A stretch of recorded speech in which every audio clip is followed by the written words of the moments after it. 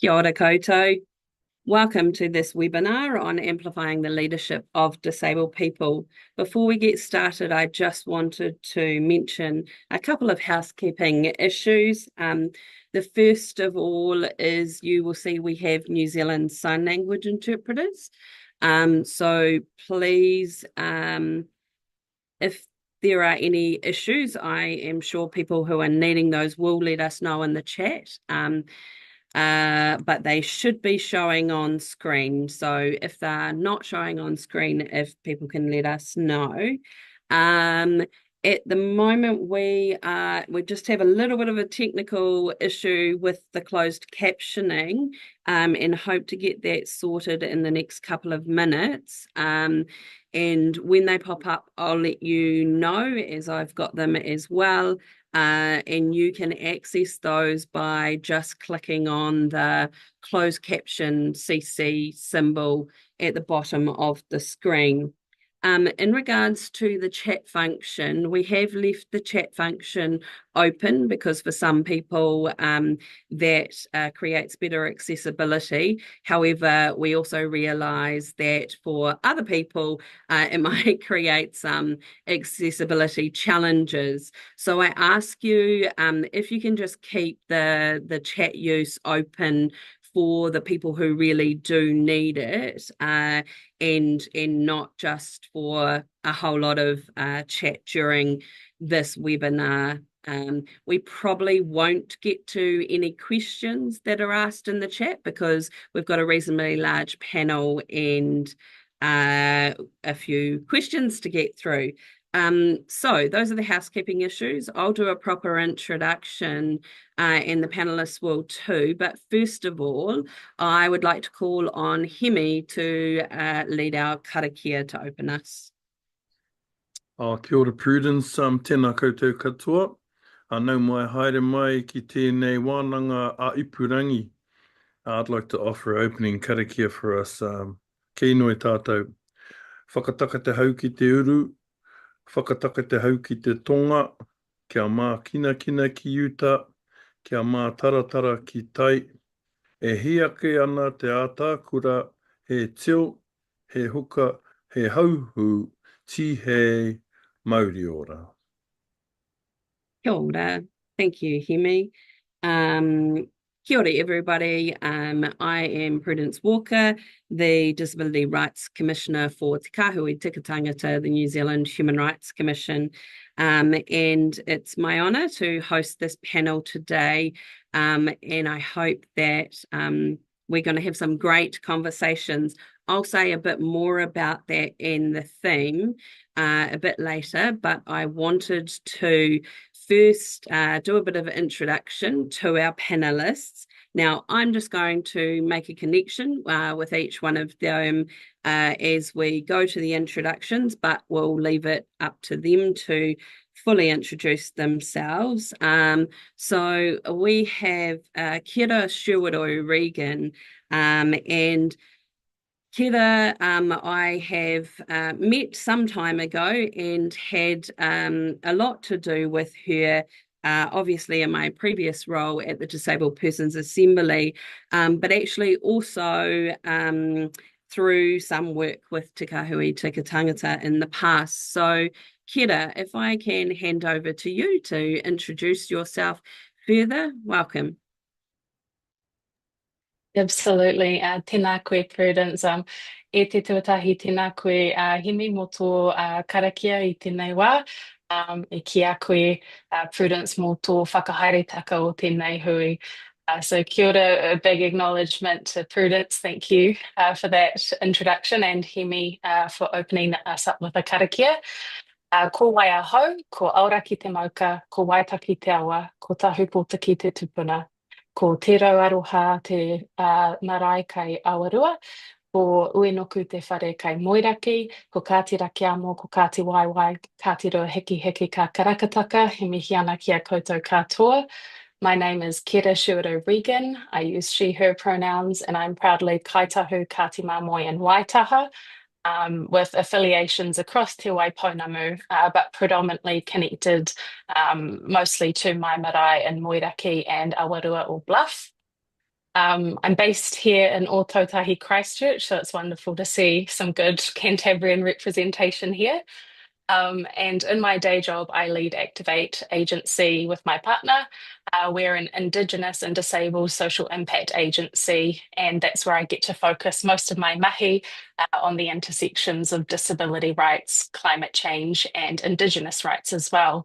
And as Prudence mentioned, we got to know each other quite well when Prudence was at DPA, and I was on the National Executive Committee for that.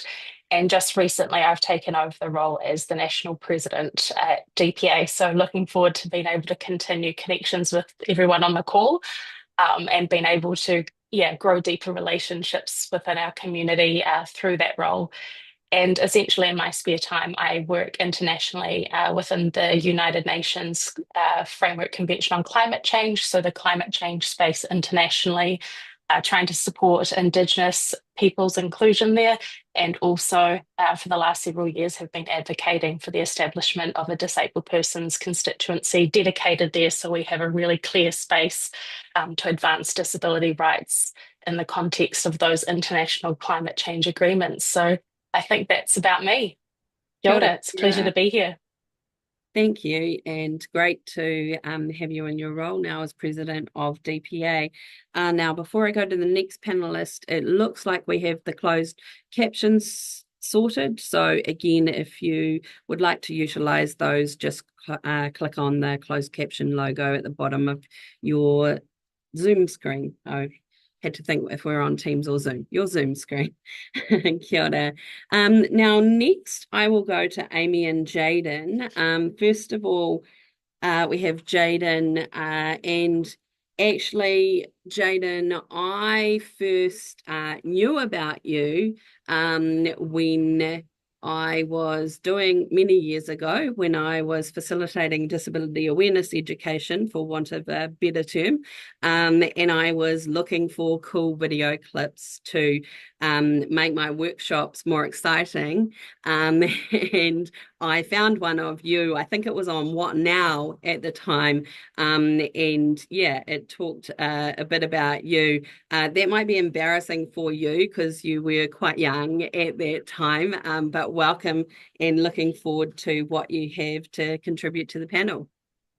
Thank you. I remember that What Now is really, really fun. I enjoyed doing that piece. Kia ora everyone, my name is Jaden. I am 20 years old. I live with spina bifida, and I'm also part of the neurodiverse community with ADHD. I wear two main hats. The first one is I'm a competitive wheelchair racer. So I compete all over the world in that with a dream to go to the Paralympic Games one day. My second hat is that I do quite a lot in my community. I'm in a range of committees. I'm an ambassador for quite a number of organizations, just amplifying a disability voice and trying to create more opportunities for people with disabilities. I'm also on the National iLead Committee. And through that, I'm on the Auckland Committee, but also the National Committee, where I recently became the deputy chair of that. So pretty exciting times, and I'm excited today to contribute to this important conversation with you all. Awesome. Thanks, Jaden. And with you there, we have Amy, who is also part of iLead and who I've only just recently met, but I know that you have a lot to say around the place that you've found in iLead. So welcome. Thank you. Kia ora, everyone. I'm Amy. I am 24 years old and I am the chair of the National iLead Committee. I'm also based in Auckland. Having grown up with an invisible disability, I'm quite passionate about disability, social justice, and activism. I enjoy being a part of, I enjoy the opportunity to be a part of a movement that uplifts the next generation of disabled leaders. And so that's why I'm also very excited to be here today. Thank you. Kia ora. Next, we have Creative Kate, Kate Spencer, and our paths have crossed casually a number of times, and I've also had the opportunity, I think, to contribute to your last opening of the DAT Festival, and keen to hear more about the things that you're involved in and contribute to this. So over to you, Kate. Thank you. I feel like I should join some more committees just to feel like everyone else. I do sit on a number already. I am co-originator and co-director of DAPFest, the Disabled Arts Theatre Festival, which has just finished. We had our run for the first 2 weeks of November. I'm a poet, a producer, a preacher, a photographer. I do all kinds of everything creative, hence Creative Kate. I'm also queer and sit in a number of queer spaces with the intersectionality of queerness and disability and art and all of the above. But yeah, give me more no, don't give me any more committees, people. No more committees. I'm on enough. Kia ora. Thanks, Kate. Hēmi. Now, Hēmi, as he said, recently left Te Kāhui Tika Tangata, and I actually met Hēmi too on a panel before my role with Te Kāhui Tika Tangata, where we were looking around, the Commission was commissioning some work around changing attitudes around disability, so we got to have some good kōrero there, and then he has supported me as well in some engagements in Auckland since I've been in this role. So I know, Hēmi, that you've got a lot of whakaaro, a lot of things to bring to this, and I'm really looking forward to hearing more. Over to you for an introduction. Oh, kia ora, Prudence. Kia ora koutou. It is a pleasure indeed to be a part of this wānanga and this kōrero. I identify as a tangata whaikaha, and I'm really interested to hear your take, Amy, on in the language of invisible disability, because I think that probably describes me. I've got a mobility issue. I've also got developed epilepsy as well, so I can't do certain things. But I'm really pleased to be here. I'm married. I have 4 sons. I've adopted 3 sons. And I've got 16 mokopuna and 1 on the way. Hopefully they're twins, so there might be another 2 on the way. Looking forward to this conversation. Kia ora koutou. Oh, kia ora, Hēmi. And we have Luca. Now, Luca recently won a New Zealand Down Syndrome Association Achievement Award. And so I didn't get to talk to you there, Luca, but I did get to be there for that. So it was great to hear a bit about you, and thank you for joining our panel. Please introduce yourself to everybody. Okay, Koda, everyone. I am Luca Williams. My motto is be changed youth to see the world. I feel should have equal rights with others to be who is to be. I would like to see ability, but not my disability. I'm not just a person with Down syndrome,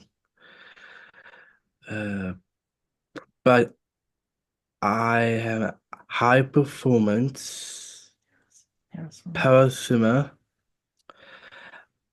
I would like people to work with me, not for me. I use my YouTube channel to inform and inspire others. Kia ora, So, Luca. thank you. Great to have you here and looking forward to more of what you have to say around leadership. So I won't take too much time, but I want to acknowledge that many of us have had a tough year, and there's been a lot of changes, and we have indeed lost some real leaders in our community. And so I want to acknowledge that, and also give light to this conversation that we'll be having here today, and people will likely touch on some of those changes in the context of the the input that they're having. So the theme of International Day of Disabled People for 2024 is amplifying the leadership of persons with disabilities for an inclusive and sustainable future. And I could talk about leadership all day. And so I thought, what a great opportunity to get a panel together with some intersectional approaches and thinking around leadership. So I wasn't thinking in terms of a hierarchy or what sort of roles people have, but I was thinking of trying to create a bit of a different conversation about that. Of course, on the 10th of December, in a week's time, it is also International Human Rights Day. And so the theme for that is all humans are born free and equal in dignity and rights. And I was also keen to connect those two themes and also make a connection to promoting and protecting rights around Te Tiriti.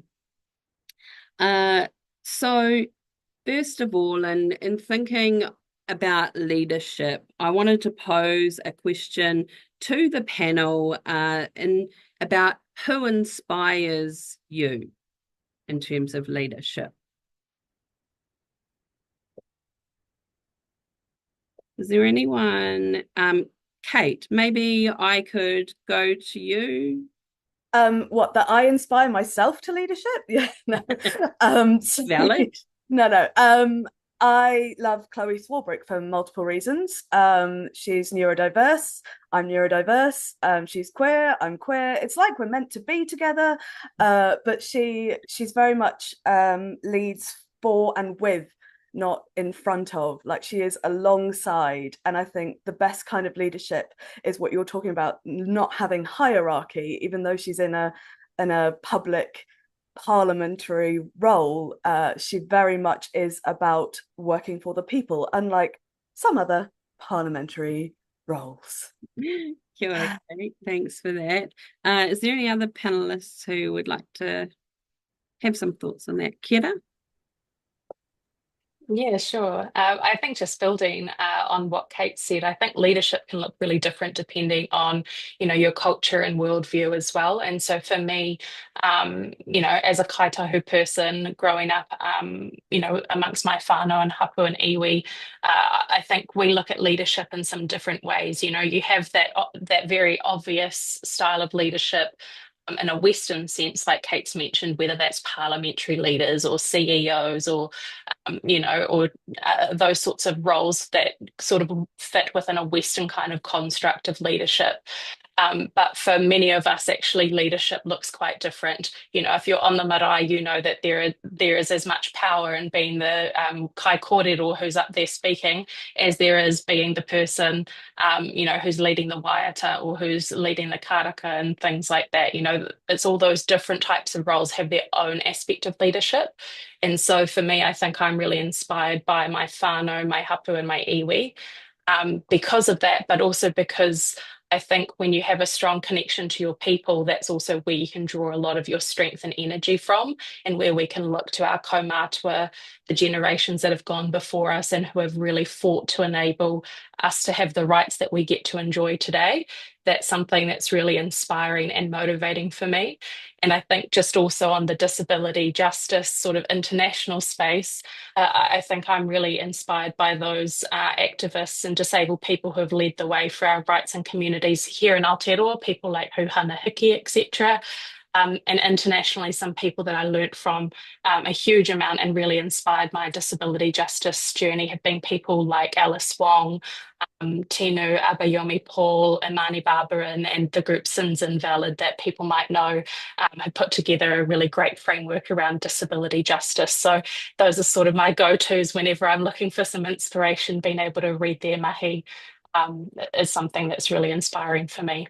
Kia ora, Kia. Thanks for that. Luca, did you have some thoughts on this one? Yes, I do. Okay, I have many friends with intellectual disabilities that inspire me and new leaders. So new lead by example and brave and with for our will with equality. Thanks. Awesome. Thank you. Yeah, that's really important. Amy and Jaden, any input there? For me and someone that I met probably about a year and a bit ago who has really, really inspired me is Claire Ahmed, who is the Chief Children's Commissioner. She's inspired me for a number of reasons. Her down-to-earth personality, she has huge amounts of empathy. And when we, through iLead, gave a presentation to her, she, at the end of our presentation, wrote notes and then re-said what we had said back to us, and she absolutely got what we were trying to get. And there is not a lot of people in New Zealand or even in the world that really truly understands what it's like living with a disability. And although Claire doesn't live with a disability, I felt that huge connection with her, and now I know that she gets it. And ever since that, she's been a really good ally for us. She's really helped iLead quite a lot, and for the disability community in general, she's just been fantastic. And I look up to her leadership style, the way she's really empathetic, the way she talks to people. She doesn't see herself above anybody else. Yeah, hugely inspired by Claire Ahmed. Kia ora. Big shout out to Claire then, who I actually met with just before this. Cool. So she may still be in the building even. Kia ora. Did you have anything to add to that, Amy? Yeah, so I'm hugely inspired by my community, other leaders within the disability community. Kira, for example, who I met as a teenager and who has inspired me so much. Also, our committee, Auckland Committee Chair, Nia, she's the best example of a selfless leader who takes opportunities and gives them to her committee members without stopping to think about whether she could benefit from them herself. She's just incredible. And so I'm so inspired by the immediate community around me every day. Thank you. Hēmi, what are your thoughts? Oh, kia ora, Prudence. An inspiring individual would be my relative, my brother-in-law, Karakina, who has led a lot of the kaupapa around increasing disability rights. But that hasn't interrupted his development as a leader for his whānau, his hapu and his iwi. And further, he's gone on to share his knowledge and skills with other mokopuna. So yeah, I'm inspired by my cousin, my whanaunga Ike. As a collective, I'm inspired by our mokopuna. You know, we're enjoying the first lot of tamariki out of Kohanga Reo, Kura Kaupapa and Wharekura, and they haven't had to endure the colonisation that previous generations have had to. So they inspire me to do better and achieve. Kia ora. Kia ora, Hēmi. That's really good. Lots of things we can expand on there, I think. And it leads nicely into thinking about intersectionality. So all of the things that make us who we are and all of our experiences in life play a role, of course, in maybe the things that we take leadership on, the roles that we play, and the way that we do that. And we've heard some really good examples in response to the first question. And so I'm just interested really in more thoughts from people around that intersectionality and how that can be a real strength, I suppose, for us in leading. So for me, I know that there's a lot of things that kind of shape my experiences in life and my thoughts on things. And I think that, you know, probably starts with growing up in small towns and somewhat either small towns or somewhat rural New Zealand, because usually it was outside small towns, and having that connection with the land, also the space, less people around. And even then, you know, moving from the North Island to the South Island and noticing the differences in the land and in the people and in society in general. I have a Fijian partner, and so that is part of my context. I'm a queer woman, I'm a disabled person, and actually picking up on something I think Amy mentioned and Hēmi, you then mentioned, was around invisible impairment, because whilst nowadays I often use a mobility scooter, so that's more identifiable, actually I spent a long time not being identifiable as a disabled person necessarily. And so that's like a lot to think about. But though all of those things have really shaped me, and plenty of other things as well. So for panelists, how does that intersectionality and all your experiences and who you are play a role for you as tangata whaikaha Māori and disabled leaders? Hēmi, maybe I can start with you on this one since I ended with you on the last one. Thanks, Prudence. For me, I would identify primarily as tangata whenua. My identity as a tangata whaikaha Māori, I think, is a bit lower down on the list of ways that I would identify myself. I think also for, you know, in terms of intersectionality, I think for tangata whenua, for tangata whaikaha Māori, we need to also consider the, you know, as I spoke about earlier, was the ongoing impact of colonisation, you know, and how that plays out in modern society. I think, you know, I've heard from some of my tangata whaikaha Māori friends that, you know, in a lot of ways, Te Tiriti o Waitangi wasn't honoured, and that's made tangata whaikaha of all tangata whenua.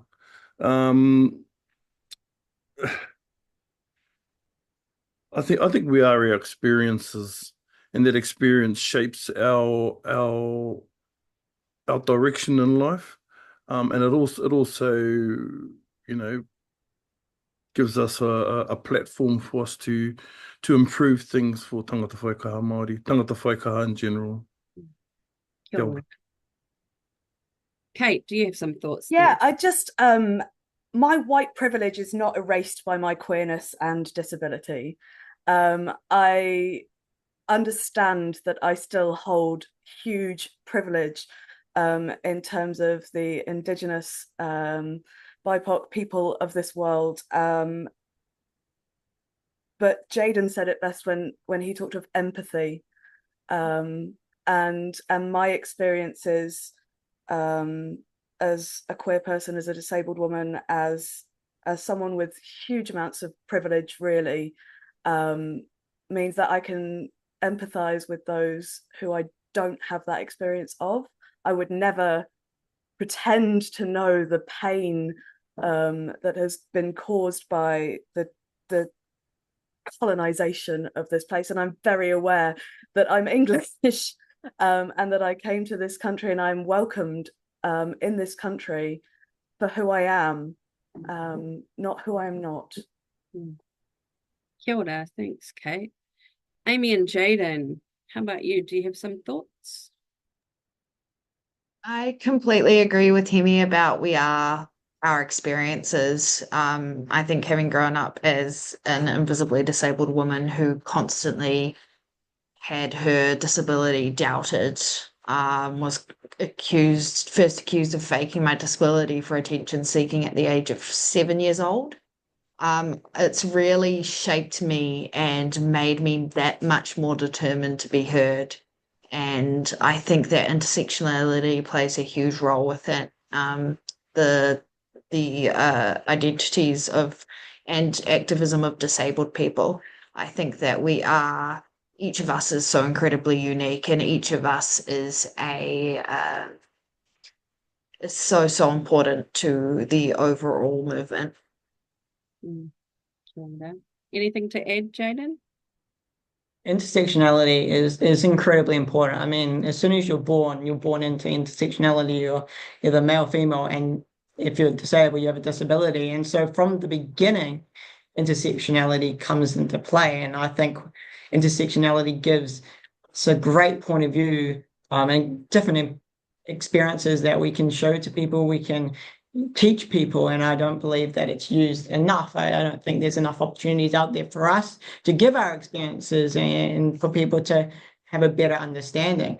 But intersectionality allows us to relate to people that are like us, allows us to teach people about disability, and allows us to try to create change that is real. It's not other people that aren't disabled trying to create change for us. It's us who have the experiences, who have a disability, can make that change, can try to make that change. And if people are willing to listen, we'd love to talk to you. Intersectionality is huge, gives us a new point of view, and we want to talk. Thanks, Jaden. Luca, do you have some thoughts around all of the bits of who we are in this intersectionality thing? Yeah. So, yeah, I am who I am because of my life. I have been to mainstream school. I have a Dutch background, and I've become an independent thinker. Awesome. Thank you for that. Kira, anything to add to what's been said?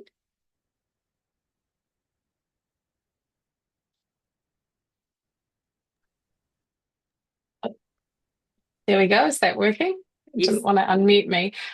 Yeah, just want to acknowledge what's being said so far. I think it's all really important. And I think for me, when I think about intersectionality, I really subscribe to the mahi of Kimberlé Crenshaw, who was the person who first came up with this term of intersectionality, and that was really grounded in, the experiences of Black women. And so I feel immensely grateful for having this concept that can be applicable to a lot of us. But I think what I really pull out from that is that when she is talking about intersectionality was about the recognition that, we can face different axes of discrimination, and that those are not just additive, it actually completely changes your experience. So the experience of a disabled Māori person is not just disability plus Māori. It creates its own thing.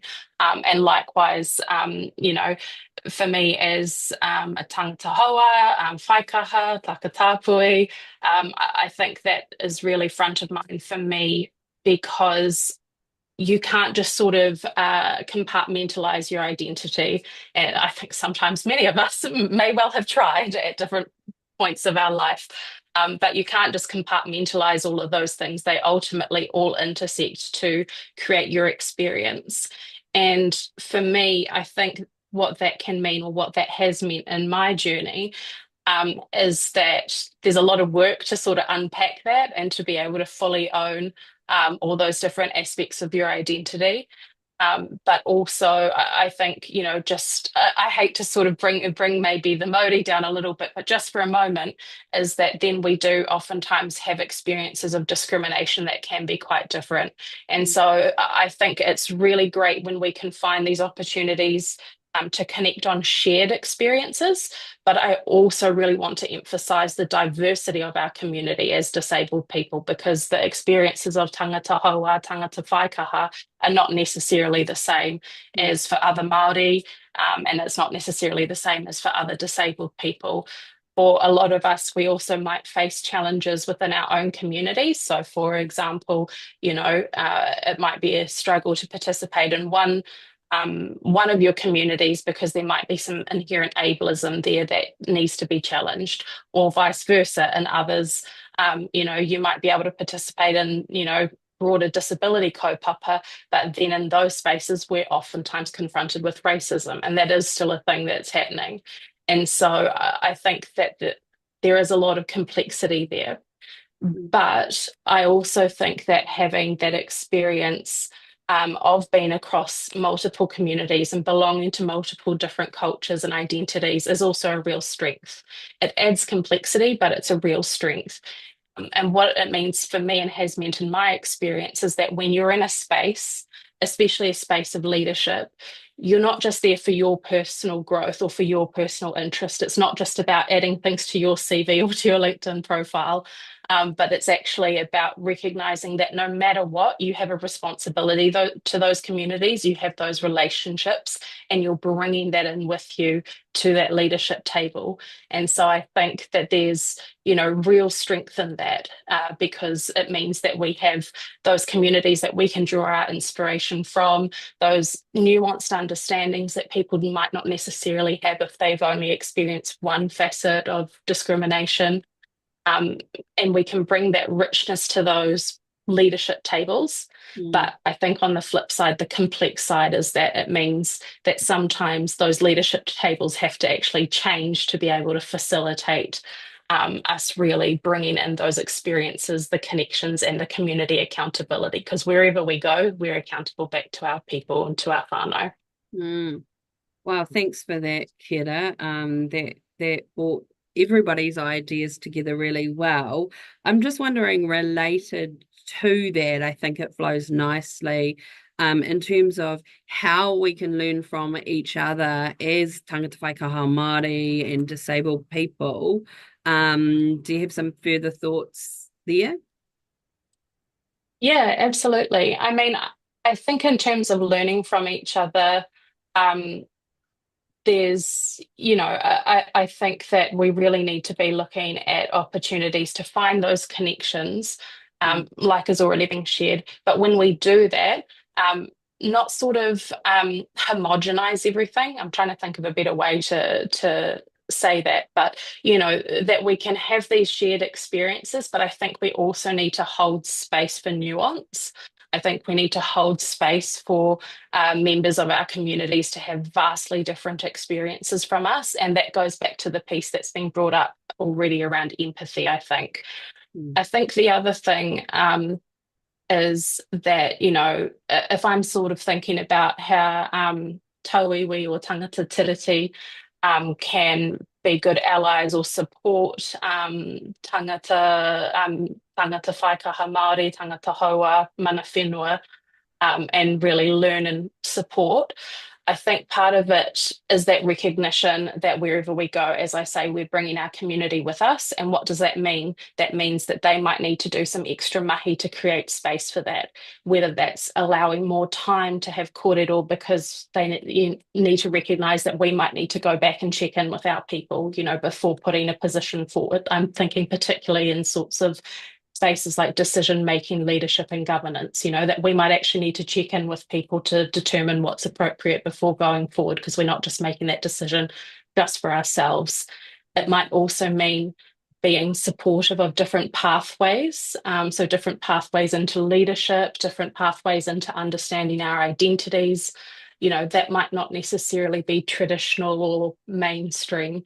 We might not all have had the same mainstream education or a career that's sort of structured how we expect in a Western society. And I think it's really important, if we want to learn from people, from each other, it's important that there's mana given to that, and we don't just sort of assume that whatever's being shared from the Māori side needs to fit into the framework that already exists within a Pākehā framework. It's recognising that they're two equally valid but different worldviews, and we need to give mana to that. We need to look then to leaders who might have a completely different experience, who might not look like what we expect a Pākehā or tauiwi leader to look like. I think those are some of the things on my mind. Awesome, thank you. And I mean, I think really mixed in there, you're starting to touch on allyship, which I will come to. But first of all, I want to direct a question to Luca, Amy, and Jaden, just because I'm making the assumption that they're amongst some of the younger members of the panel. I know they're younger than me anyway. And Luca, I know that you have some thoughts about this, but I want to ask you, how important is visibility and representation of disabled people, and indeed as leaders? What are your thoughts? Okay. Like being down with the as a sorry, 1 We second. need to be seen to be valued. Oh, we need to Be seen be seen to be valued. to be valued. That's why I'm out and about, and why I have my YouTube channel. So the media campaign for from cool down, I assume I can, and maybe I will, for the World Down Syndrome Day wind viral. It highlighted ability. It's so what we can do is more than important than what we can't. Thanks, Luca. Touching on our visibility, and it sounds like a lot of the things that you do, or amongst the things you do, you're really utilizing kind of media and communications, and I'm sure people will be looking up that campaign from Cool Down, I believe it is, on YouTube. Amy and Jaden, do you have some further thoughts there? I love this question because it's such an important conversation. And if we don't just talk about disability, but we talk about young people in general make up a certain percentage of New Zealand, but they're 100% of our future. And so we need to have a voice. We need to be there in decision making, because we ultimately are going to be the people that have to live with the consequences. And a lot of high up people aren't interested in talking to us, and that's frustrating for a lot of people, especially having a disability. You're put in a big box, a small box that seems to be pushed to the side. So having those opportunities to give our opinions and give our thoughts on how we can make New Zealand better for us is incredibly important. And I think, yeah, like I said, having those opportunities to do so.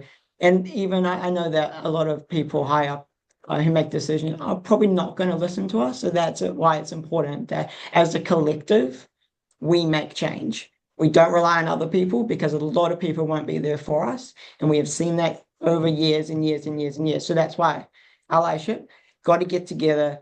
We got to be a big force that pushes the way forward for our future, because no one else is going to do it but us, and we've got to do it. We've got to get together, and we've got to push forward.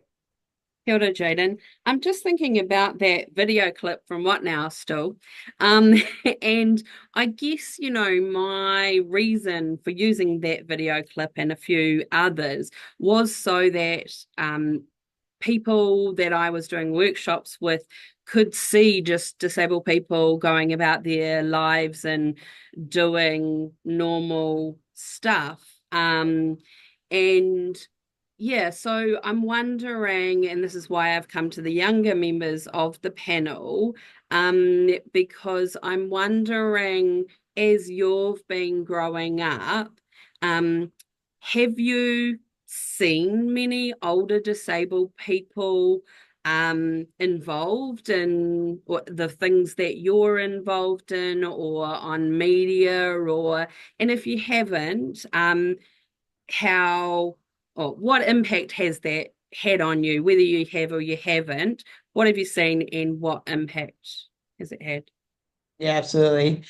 I've seen, a lot of advocates who have disabilities, and they tend to be not in the younger age group. That they tend to be a little bit older, and so that's why it's important that young people are at the forefront or involved in those conversations. And for me, I've looked up to a lot of disabled leaders over the years. I've been on a range of committees that have disabled people, and that's why it's important that not just young people, but also older people with disabilities work together, because they've lived a long time in New Zealand and have seen all the issues, all the obstacles that they've been through, and they don't want us to go through the same thing. So that's why having those conversations, hearing about what they went through, and then making solutions together to benefit the next generation of young disabled people in New Zealand is the best way forward. Awesome. Thank you for that. Anything to add, Amy? Yeah, unfortunately, I didn't see a lot of disabled leadership growing up until I started joining committees and really getting involved in the disability sector. And that's when I realized not only my potential, but the potential of my peers to become leaders. It wasn't really made evident to me in the media that that was an option, and so I never considered it to be an option. But I'd like to see more disabled leaders in the mainstream. I love the mahi we're doing in this space, but I think that we need to be represented everywhere. And I would really love to see that, especially as Jaden said, with young disabled people, because I don't think that disabled people or non-disabled people should have to wait to a certain age to become a leader. I think that we all have the capacity to make changes if we're just provided with the platform. It also needs to be done in a way that's not condescending. A lot of it's like, here's an achievement that a disabled person did. They went outside, which is not great. Like that's not a way to encourage people to get into leadership. It's how did that person make actual change, whether it's in government, local council. You need to share those stories. We need those stories in the media, because that's how you bring leaders to the forefront. That's how you get more people into leadership. That's how you create bigger change. Yeah. And I think also in terms of like identity and everything, whoever we are, if we don't see people like us doing things that we might be interested in, whatever those are, then it's very hard to imagine that we might be able to achieve those things. So I think that that's, really important to have visibility of people and of disabled people.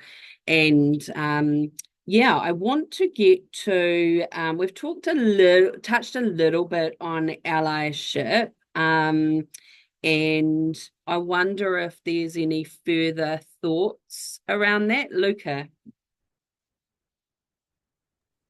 Oh yes, actually I was saying about no one who is older with Down syndrome was included. Young people like me are now the voice for change for all ages. We fight for our inclusion and equality. We are creating the stories. Yeah, so your generation is kind of creating those stories because you're more visible than the people who have gone before. That's really important. In terms of allyship, do you have some thoughts you want to share there as well, Luca? Oh yes, yeah, I do. Yeah, I think that people with intellectual disabilities can success with some simple improvements. For example, using easy read sign language with visuals.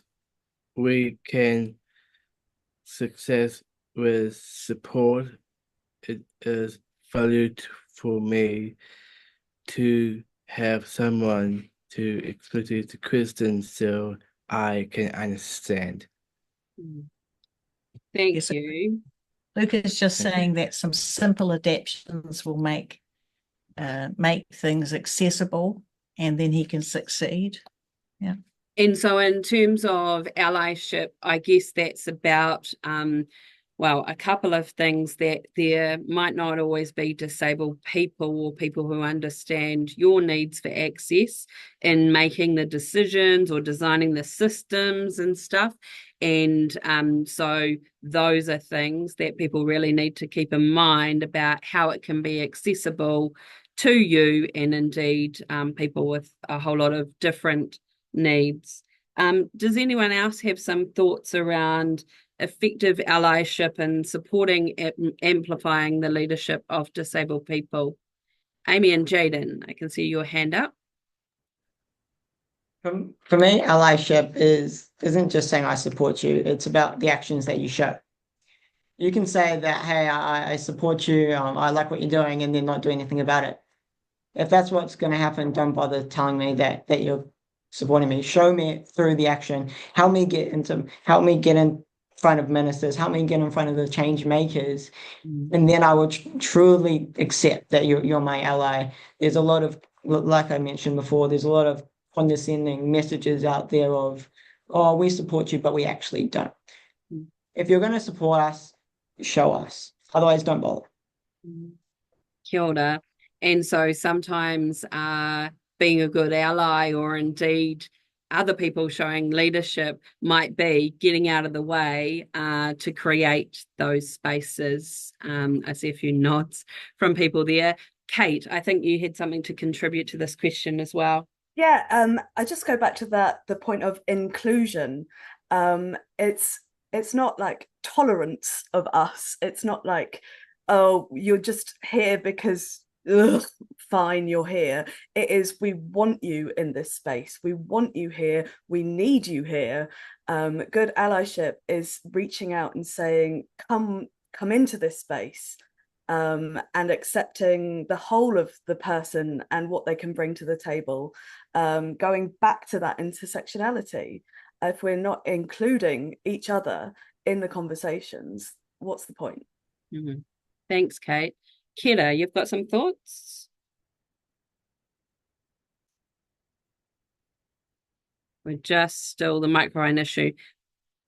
Maybe I think we can only request that you unmute, so I don't know if you can then accept that.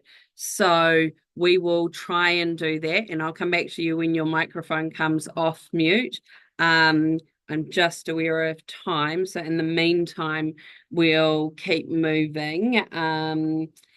I'm thinking about that allyship, and Luca, you talked about a few things to do with accessibility.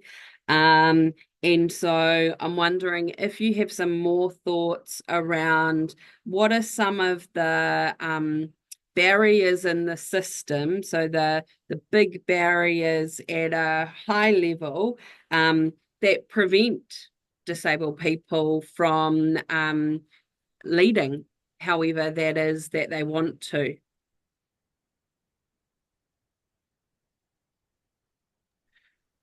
Yeah, actually, it is hard to step out the disability sector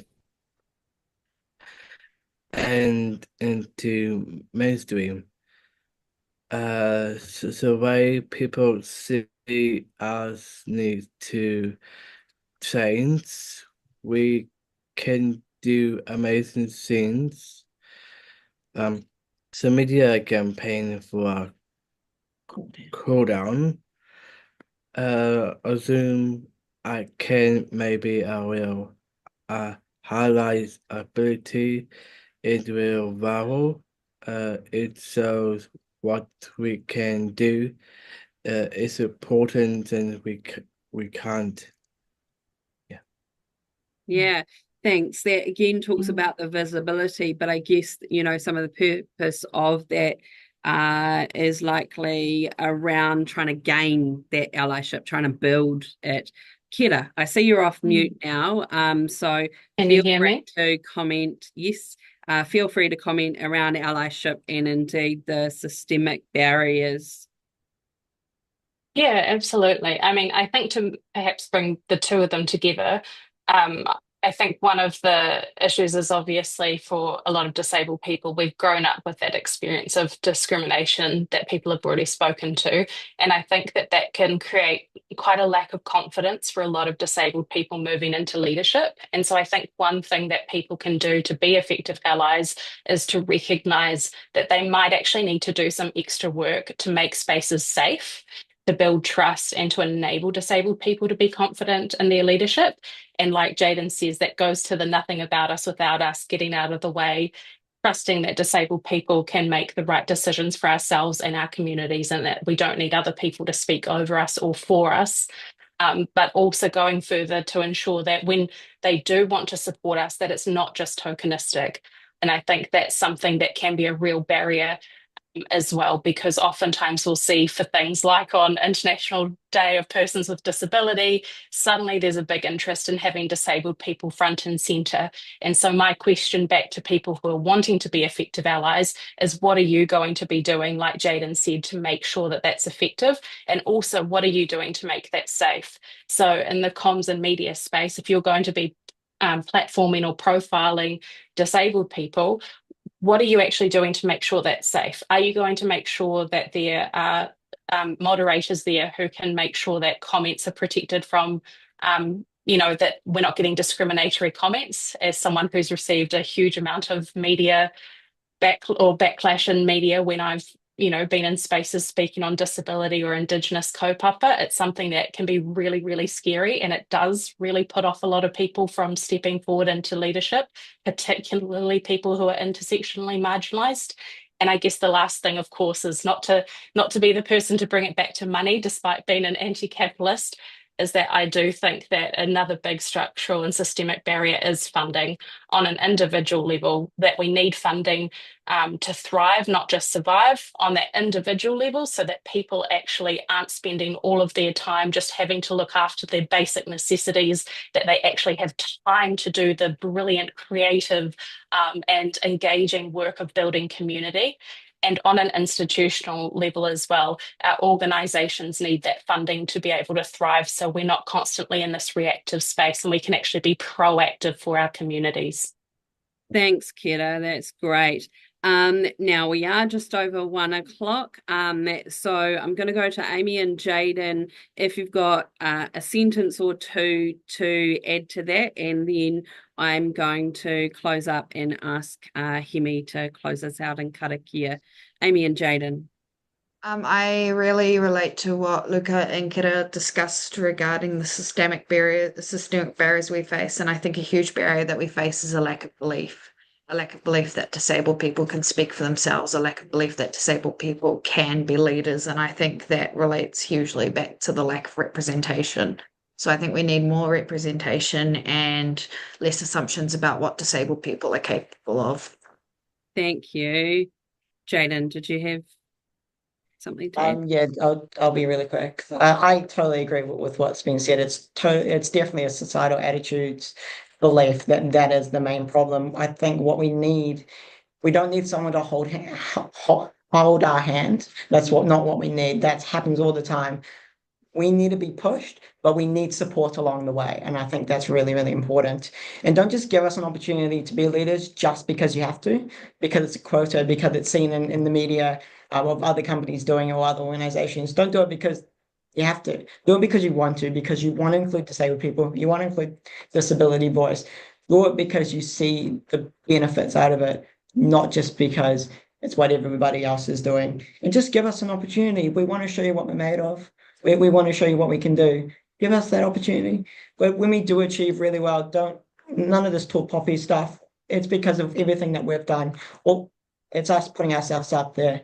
If we achieve awesome stuff, that's because we've taken ourselves on that journey. Give us opportunity and we'll show you what we're made of. Sorry. And it's not despite our impairments or disability. it may indeed be because of them, but it is all of who we are and what we bring. I think that's a really great point to end on, about the amplifying the leadership of disabled people. I want to thank all of our panelists today. This is just a taste of some of these conversations and thoughts around amplifying the leadership of disabled people, and indeed the many other issues wrapped up with that we have touched on today. But I hope people got something out of this, and thank you all.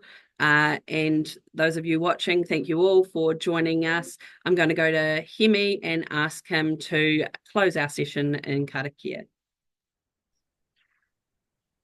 Well, kia ora, Prudence. I've really enjoyed the conversations on the subject we've been talking about.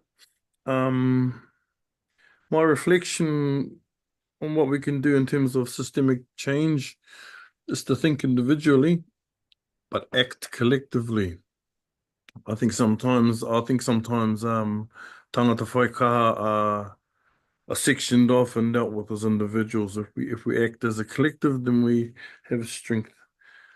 Yeah, I really appreciate this time and the conversations we've had. I'll offer a karakia to close our session. Tēnā koutou katoa. Tuia te rangi e tū nei ki te whenua e takoto nei. Tuia te whenua e takoto nei ki te moana e hora nei. Tuia tātou ki o tātou tipuna nā rātou I para te huarahi mā mātou hei whai I roto I te tika te pono me te aroha. Ko ia rā e rongo whakiria ke koe ki runga kia tina, tina, haumie, hui e, taiki, mauri ora e hoa mā. Kia ora. Thank you, everybody. Kia ora, thanks so much, everyone. Ka mihi nui kia koe Hēmi mō tō karakia. Vote for Jaden.